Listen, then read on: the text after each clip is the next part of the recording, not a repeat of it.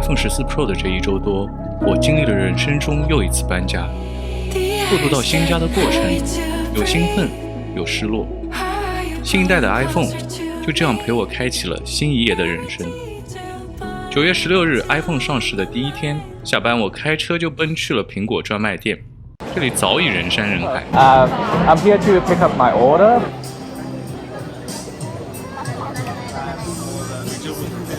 How are you? Good, how are you? Very well, thank you. Here for your new iPhone? Yes. Very nice. I'm excited to open mine too. It's in my locker. Okay, yeah. A lot of people today. Lots of people. It's not so busy. I just want to get home and open mine, set up mine, you know. Which one did you get? I got a Pro. Yeah. Which color? Face black. Okay. Yeah. I was going to order that one too, but I thought See, black. purple is nice, Yeah, it's nice. I reckon they'll release another one soon though, another color. That's what they usually do. Later on. Yeah, for Pro or? Probably Okay. in a few months I reckon. Which color do you reckon? No clue. No clue, okay. Done. 波澜不惊的大哥，手提着一溜的苹果。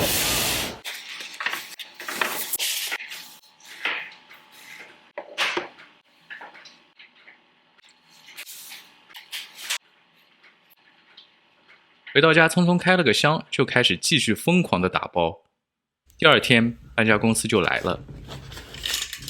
今天是拿到 iPhone 14 Pro 的第一天，也是我要搬家的这一天。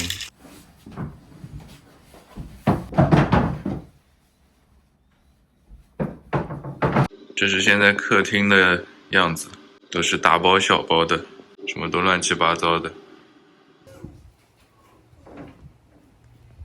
搬家的小哥收拾好了东西往新家赶，忽然就下起了大雨，于是我们就在淅沥沥的雨中完成了卸货。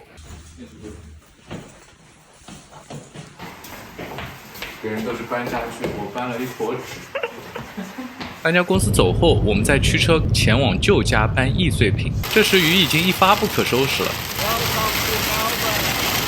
搬家第一天，本来想聊聊 iPhone 的一日体验的，结果最后直接累得倒头就睡，哪还录得动视频？所以在搬家后的第2周，今天总算有时间和大家一起聊聊 iPhone 14 Pro。那最先要聊的还得是灵动岛。The Dynamic Island。其实苹果在发布会上发布灵动岛的时候，我心里还是挺惊讶的。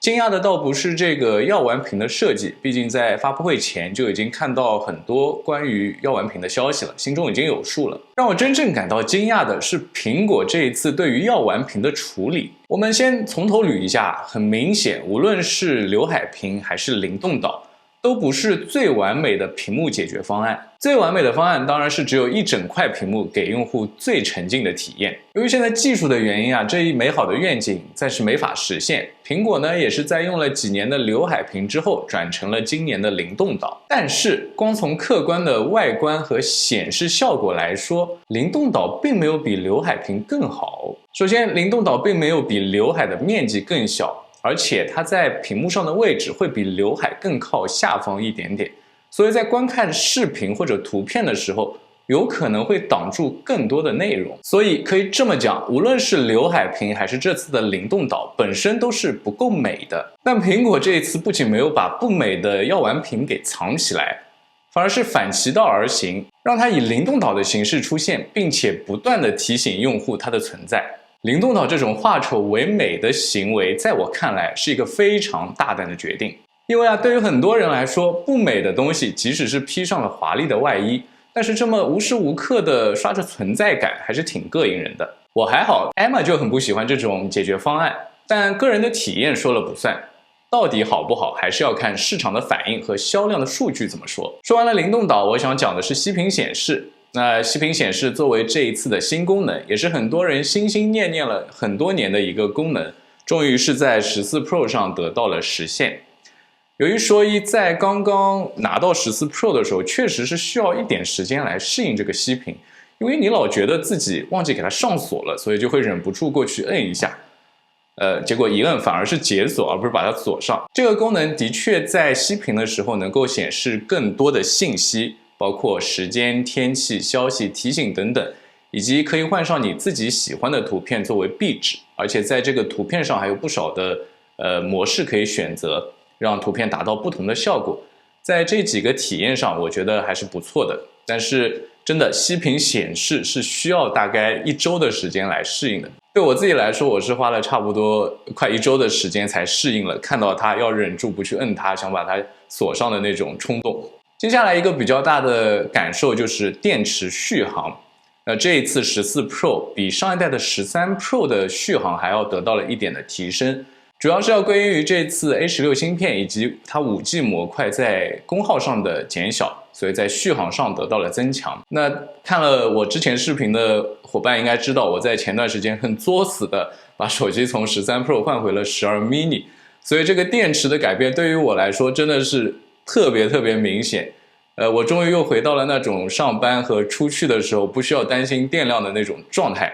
不像12 mini 的时候，你只要一看到电源线，你就忍不住想把它给插上充电。那有了14 Pro， 又回到了我当时刚用上13 Pro 的那种感觉，就是能充电就充，不能充咱也不在乎，反正电量对我来说完全是足够用。除了续航上的提升，这次让我觉得特别好的一个改进就是 iPhone 14 Pro 增加了防滑的处理。和13 Pro 相比，它现在两边这里是有非常好的防滑效果，捏在手里面再也不会像13 Pro 那样随时都感觉会滑得飞出去的那种手感。